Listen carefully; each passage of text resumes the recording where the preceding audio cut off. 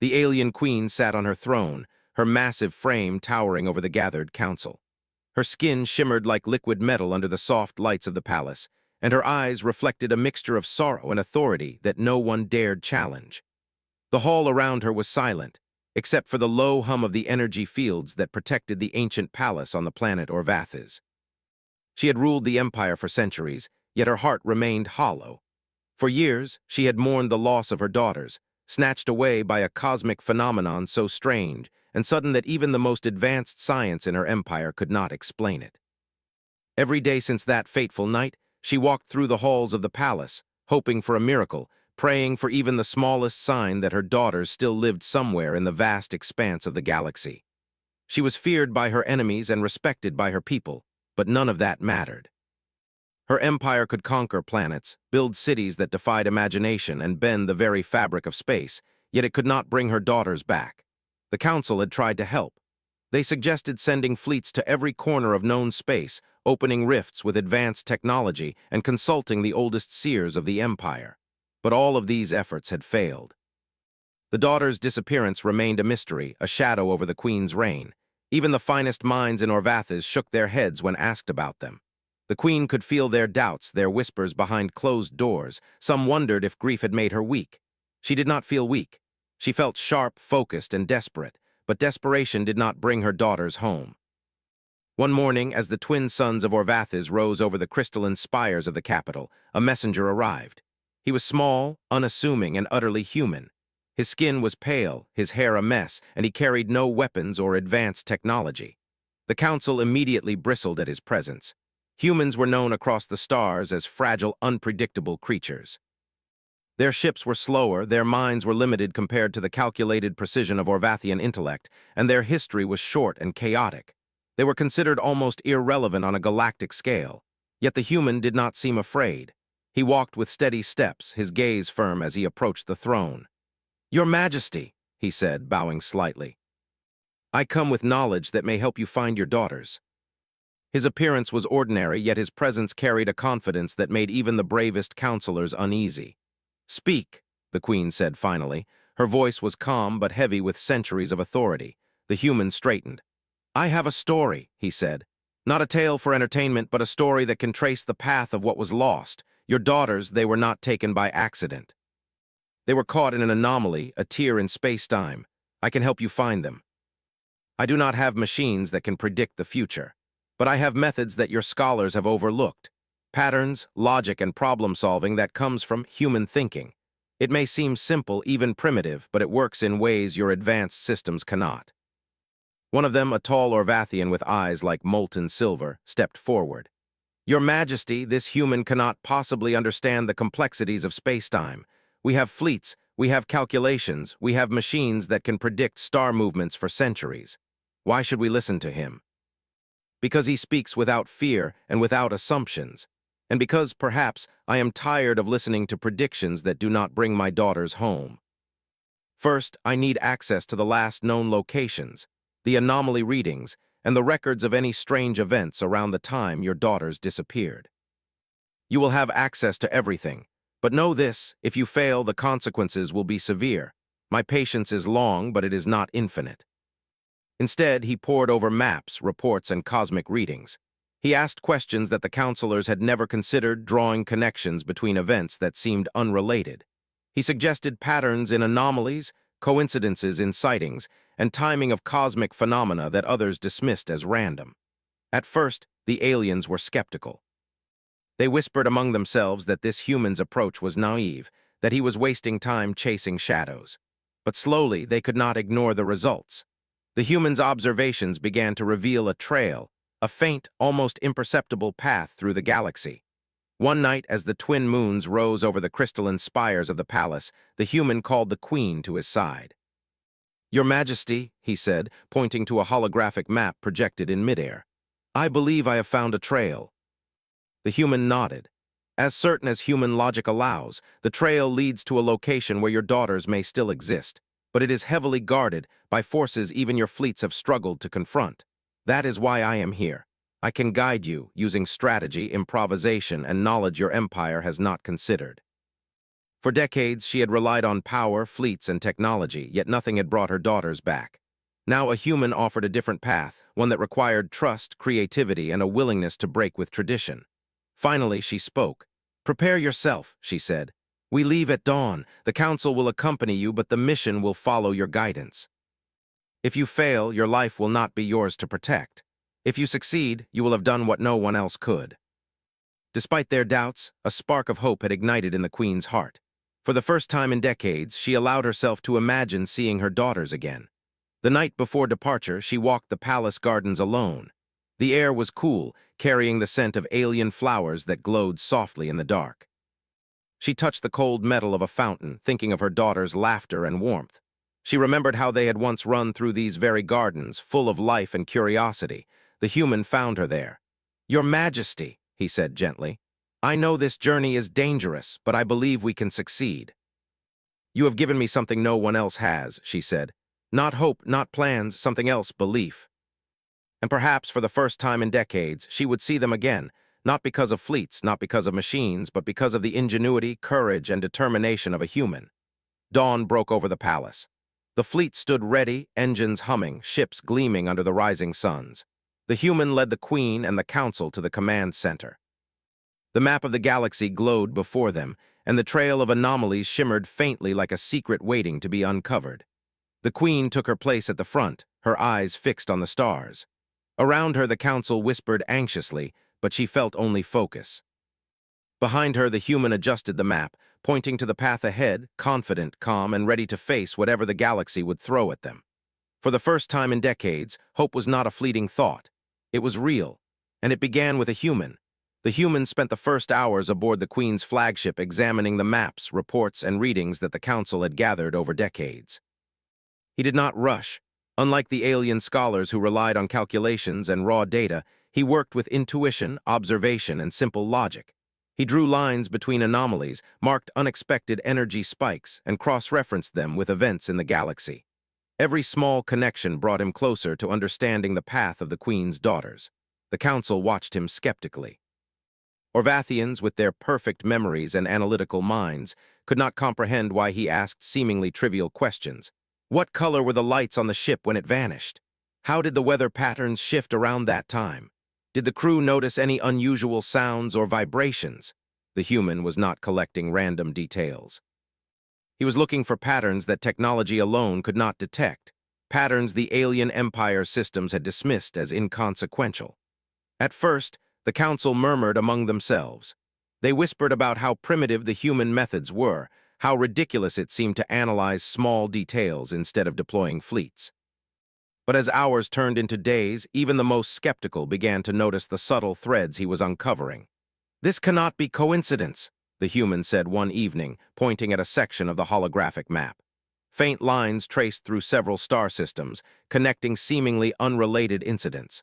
"Your daughter's disappearance is not random. There is a route, a trail through space-time, and it leaves marks, traces that can be followed. And the trail shows signs of guardians, forces positioned to prevent anyone from following. But I believe these can be bypassed, not with brute strength, but with strategy, timing, and observation. How can we hope to succeed without them?" The Empire had long relied on overwhelming power and certainty, but certainty had not brought back her daughters. Perhaps it was time to try the unpredictable. The next phase of the plan began with gathering intelligence from the uncharted regions. The human and a small team of alien analysts studied reports from explorers, traders, and distant colonies. Some of the locations were dangerous, filled with nebulae that scrambled communications, asteroid fields that shifted daily, or radiation zones that destroyed instruments. Many of these places had been avoided for decades. "We must go where others fear to tread," the human explained. Sometimes the answers are where no one looks, because no one expects anything valuable to be there. The council grumbled, questioning his choices, but he had a reason. "These areas appear empty, but the energy signatures indicate interference," he explained. "A direct path would trigger traps. A roundabout path reduces risk and keeps us unseen. It's slower but safer." Stars stretched endlessly in every direction, punctuated by glowing nebulae and drifting debris. The humans spent hours observing, comparing real-time readings to historical reports. Slowly, he pieced together patterns in the anomalies, subtle energy pulses, slight gravitational distortions, and faint traces of signals left behind decades ago. "Your daughters were here," he said finally, pointing to a barely visible distortion in space. "This is where they passed through. The anomaly redirected them, and they ended up in a place outside normal tracking. The anomaly was stable enough to preserve life, but it is not natural. Something or someone maintains the area. That is why your daughters have not aged the way others do. That is why conventional searches failed." Time outside normal flow was dangerous and unpredictable. One wrong move, and even the Queen's ships could be lost forever. For the next days, the fleet moved carefully along the humans' path. They navigated dense asteroid fields and energy storms with precision. The human demonstrated methods that seemed simple but were astonishing in their effectiveness. He used reflections of light from distant stars to map hidden hazards, calculated small gravitational shifts to predict asteroid movements, and even used human intuition to sense danger before sensors could detect it. The Council was forced to admit that he was achieving results that decades of Orvathian calculations had failed to produce. The Queen watched this quietly, pride mixing with amazement. Humanity's strengths were not in raw power or advanced technology, but in creativity, adaptability, and the courage to question assumptions. One evening, while the fleet rested near a quiet system, the human gathered the Council and the Queen in a conference room. He had discovered a pattern in the defenses surrounding the area where the daughters were likely held. The rogue faction that controlled the zone had set traps and monitoring devices in ways predictable to their logic but invisible to standard scans. "They assume no one would think like a human," he explained. "They rely on rigid tactics. I can exploit this, but we must move carefully. Patience is more important than speed." As preparations continued, the human taught the Queen and her advisors to read subtle energy shifts, to recognize when sensors were being manipulated, and to predict the enemy's movements based on behavior rather than raw data. The Queen watched him patiently, learning that leadership was not just about power, but also about perception and understanding. The first challenge came unexpectedly. A small patrol ship from the rogue faction detected the fleet near a nebula. Sensors lit up with warnings and alarms blared across the bridge. The counselors urged immediate engagement, full weapons, overwhelming force. The human shook his head. "No, engage indirectly. Use the nebula to hide. Let them approach thinking we are vulnerable. Then we act, but only if necessary. Most of their defenses will collapse if we do not trigger them ourselves." No shots were fired, no damage done, yet they had bypassed a dangerous threat that might have destroyed them. "That," the Queen said quietly, "is why I trust you." The rogue faction controlled multiple systems, each protected by traps, ambushes, and manipulations of space-time that even the Orvathians found puzzling. Every step required thought, observation, and creativity. Over the next week, they continued following the trail, encountering anomalies and minor threats along the way. Each time, the human guided them using his unique blend of logic and intuition. The counselors could no longer deny it. Humans were different, yes, but their differences were strengths in a galaxy that relied too heavily on predictable calculations. Finally, the fleet approached the outer edge of the rogue faction's territory. The energy readings intensified, strange signals pulsed across the sensors, and the anomaly that had redirected the daughters decades ago shimmered faintly in space.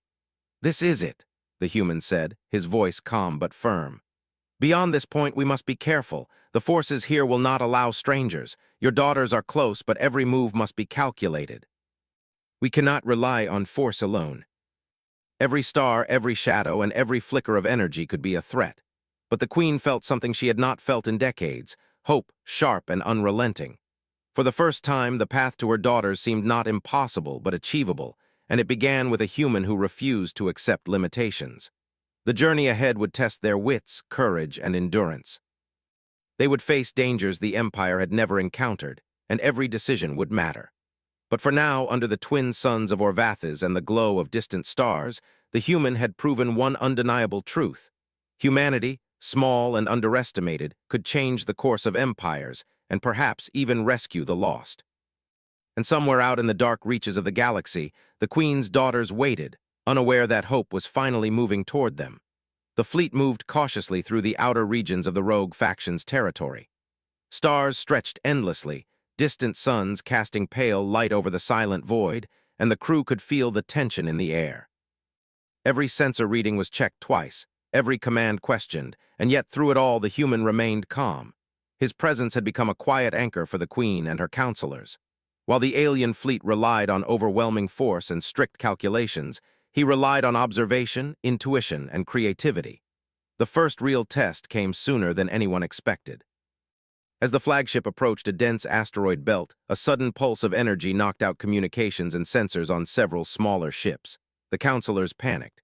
"We must respond immediately. Firepower, shields now," one shouted. The human raised a hand. "Stop, we cannot respond blindly. Attacking will only trigger what I suspect is a trap. Watch the movement of the asteroids. Watch the energy pulses. Timing is everything." They were small, fast, and numerous.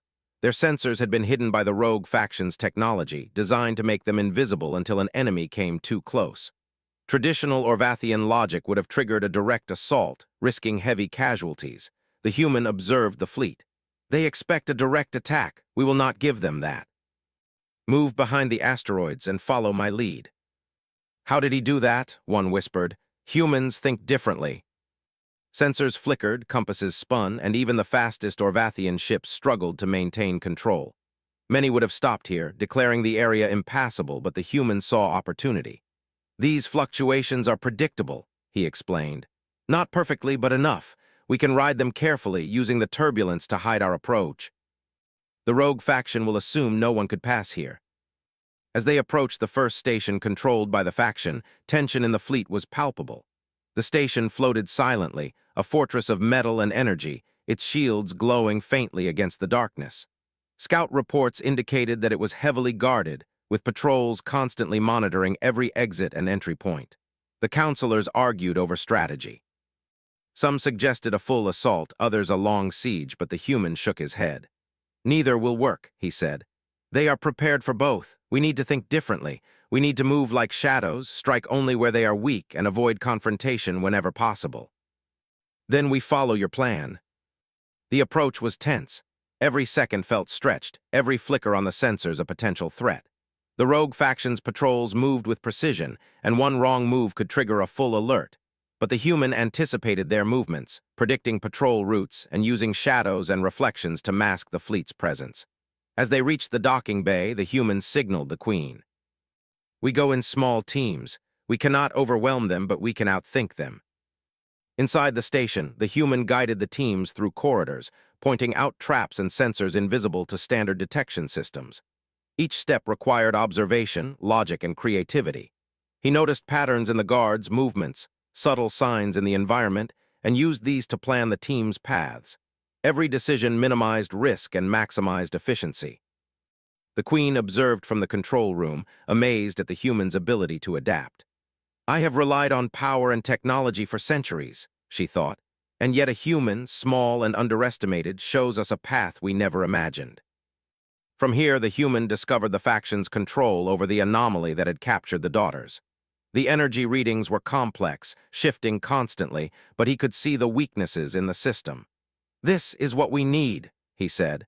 "The containment of your daughters depends on these controls. If we can manipulate this system, we can access the area where they are held."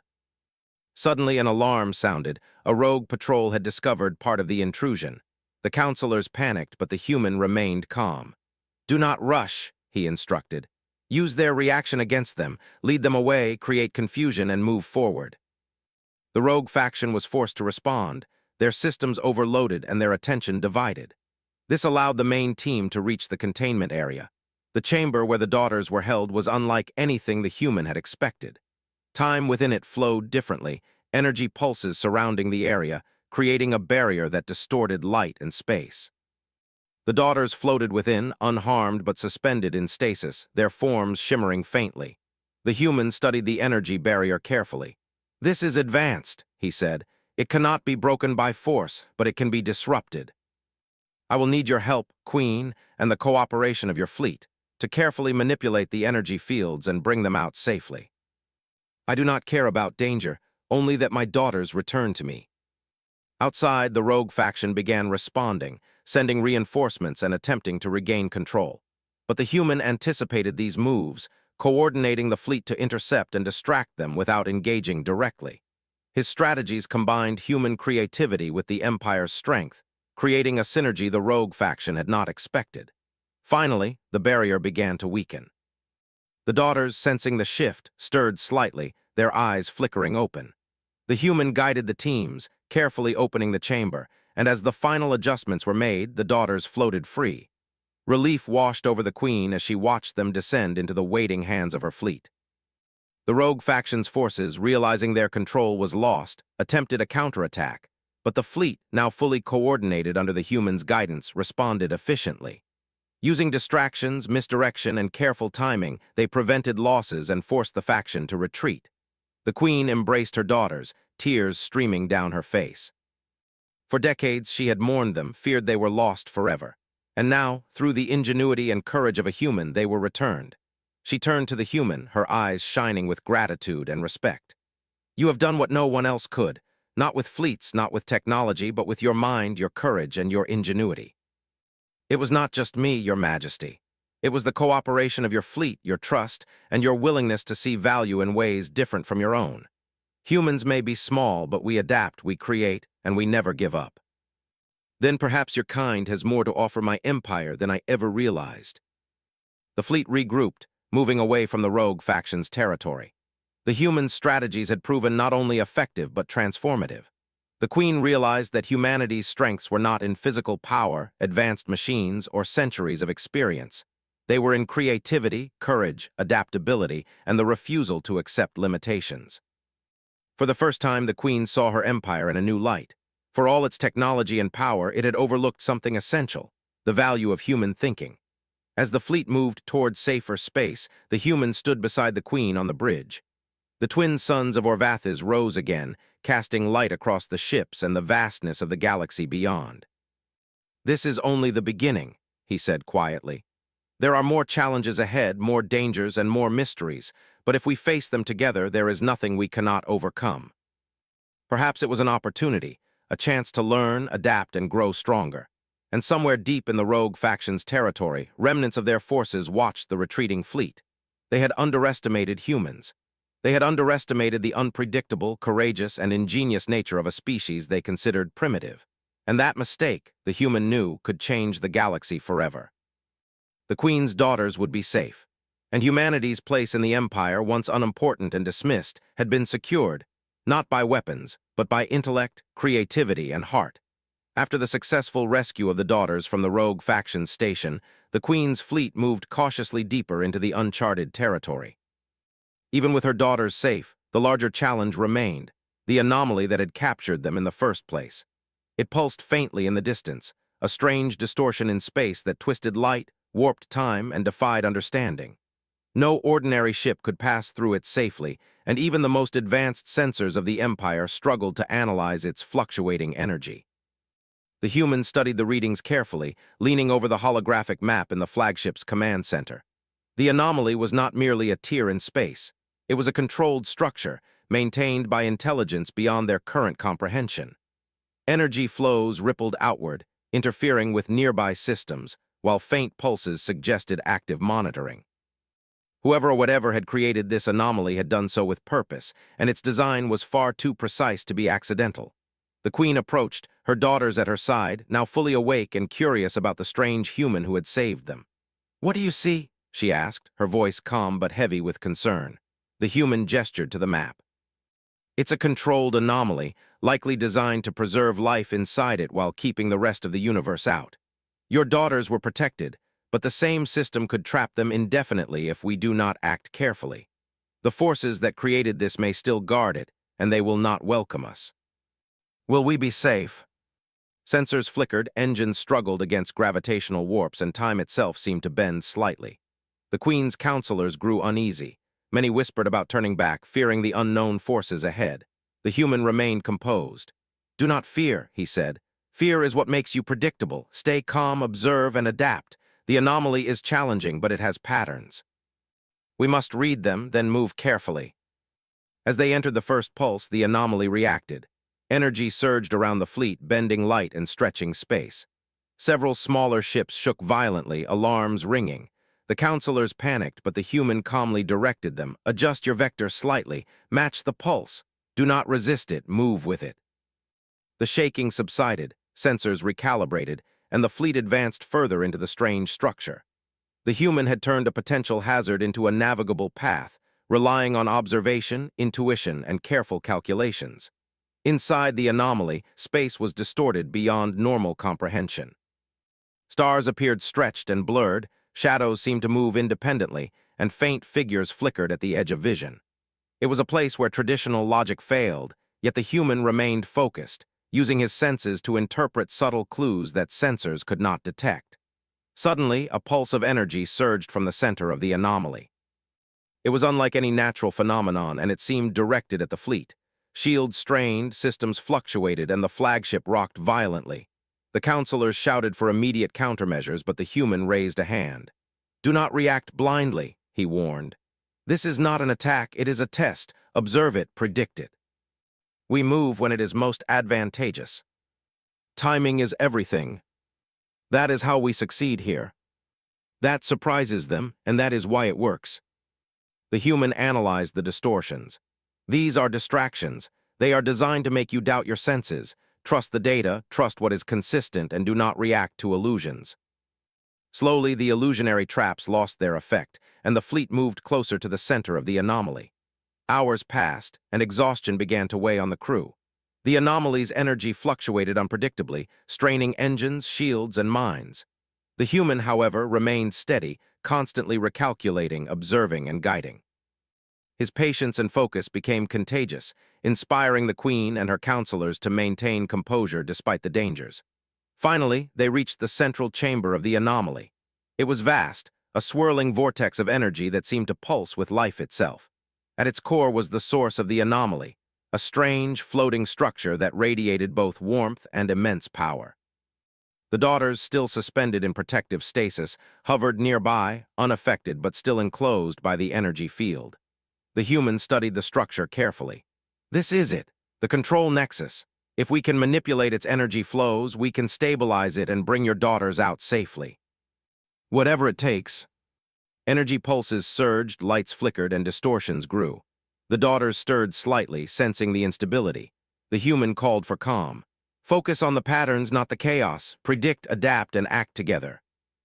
Relief flooded the Queen as she saw them safe, finally free from the anomaly's grasp. But the anomaly was not done. A final pulse of energy surged outward, threatening to engulf the fleet. The human acted quickly, coordinating the ships to absorb and redirect the energy. Shields flared, engines roared, and the fleet moved in perfect synchrony. The surge passed, leaving the anomaly weakened but still intact. The Queen approached the human, tears in her eyes. "You have done the impossible. You have brought my daughters back. How can I ever repay you? Remember, your empire has power, but humanity brings something different: creativity, courage, and the ability to adapt. That is what made this possible." As the fleet moved away from the anomaly, the human remained calm, already analyzing the next steps. The anomaly's energy still pulsed faintly, a reminder that the universe was vast, mysterious, and often dangerous. But the human knew that with observation, intelligence, and courage, even the most incomprehensible challenges could be faced and overcome. The Queen watched her daughters interact, laughter and curiosity returning to their faces. She realized that the galaxy was full of dangers and mysteries, but perhaps that was not a weakness, it was an opportunity. Humanity had shown her a new way to think, to act, and to lead. Somewhere deep in the far reaches of space, the forces that had created the anomaly watched the retreating fleet. They had underestimated humans, small, unpredictable, and capable of ingenuity far beyond what they had imagined. And that mistake, the human knew, could shape the future of the galaxy forever. For now, the daughters were safe. The anomaly remained a challenge, but it had been weakened, studied, and partially controlled. The Queen had regained her family, and humanity had proven its value beyond doubt. As the fleet journeyed back towards safer space, the humans stood beside the Queen on the bridge.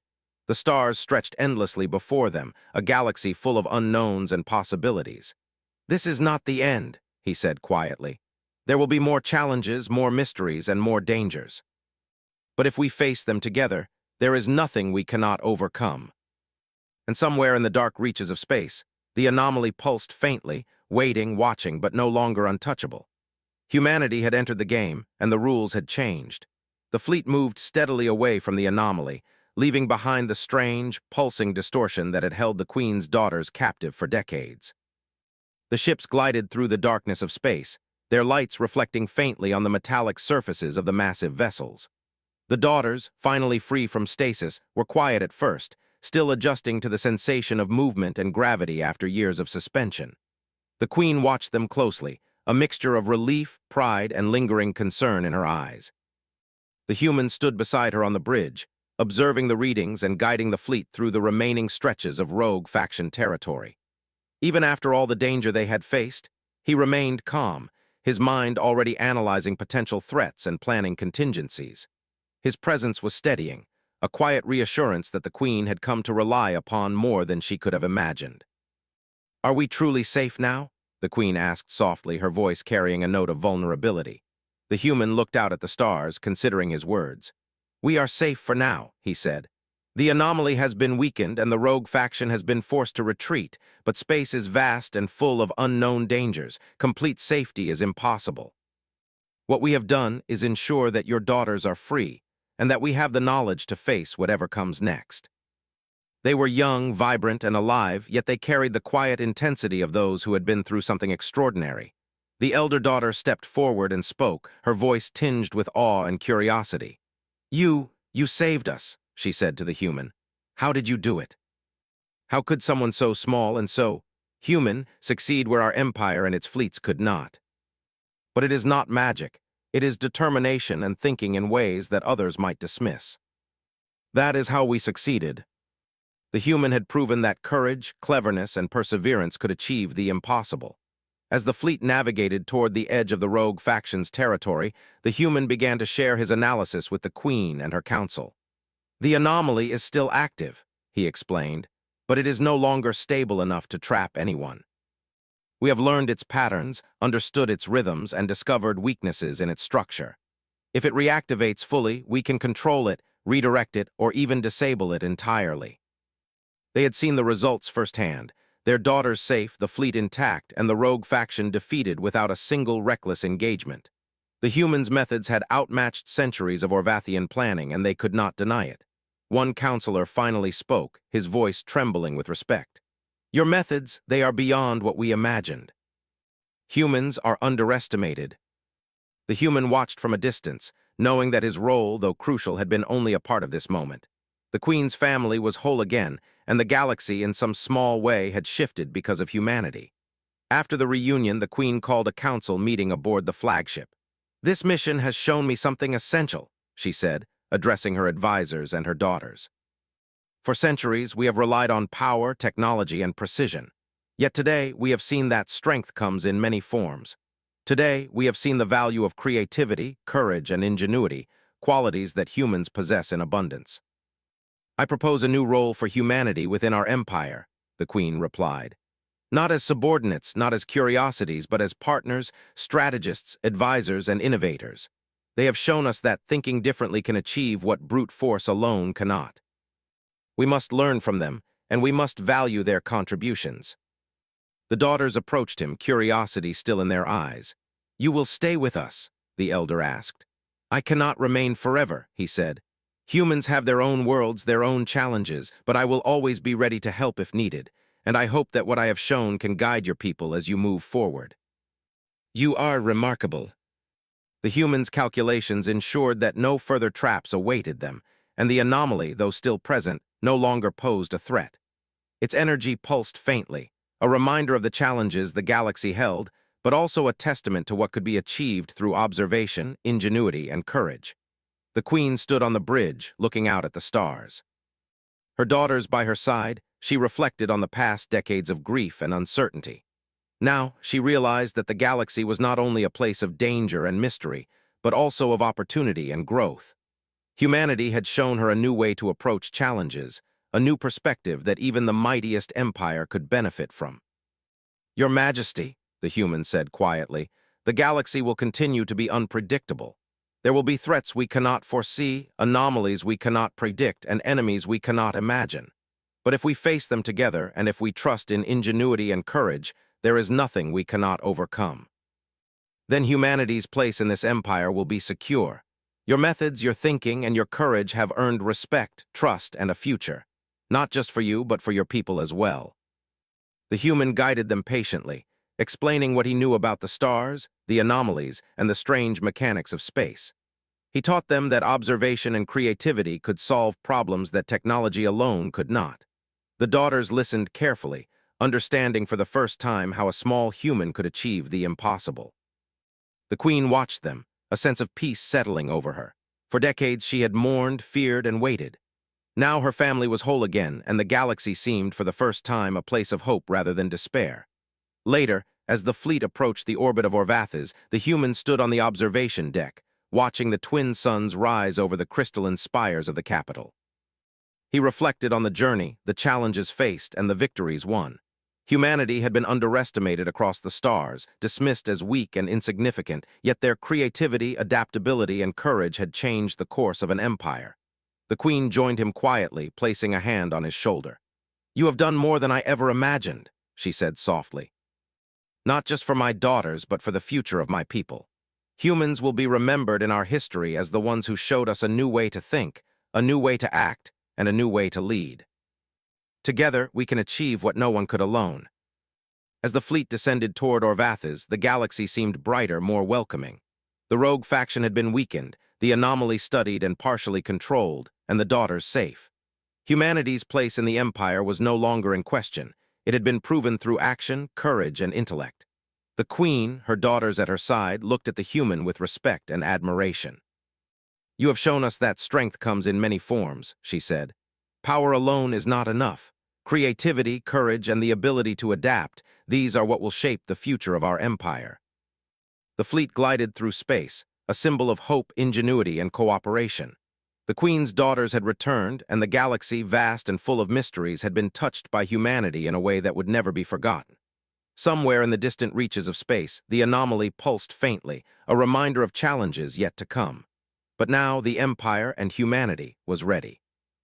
Together they could face whatever the universe held with courage, creativity, and determination. The human watched the stars, quiet but confident. The impossible had been achieved. Lives had been saved. Lessons had been learned. And humanity, small yet mighty, had left a mark that would echo across the galaxy for generations. The queen stood beside him, her daughters smiling and laughing nearby. The galaxy was vast, unpredictable, and dangerous, but it was also full of hope. And with humans among the stars, that hope had become unstoppable. For the first time in decades, the queen allowed herself to smile fully. Her family was whole. Her empire had gained new allies. And the universe, for all its chaos and mystery, felt a little brighter. Humanity had arrived, and they would not be forgotten.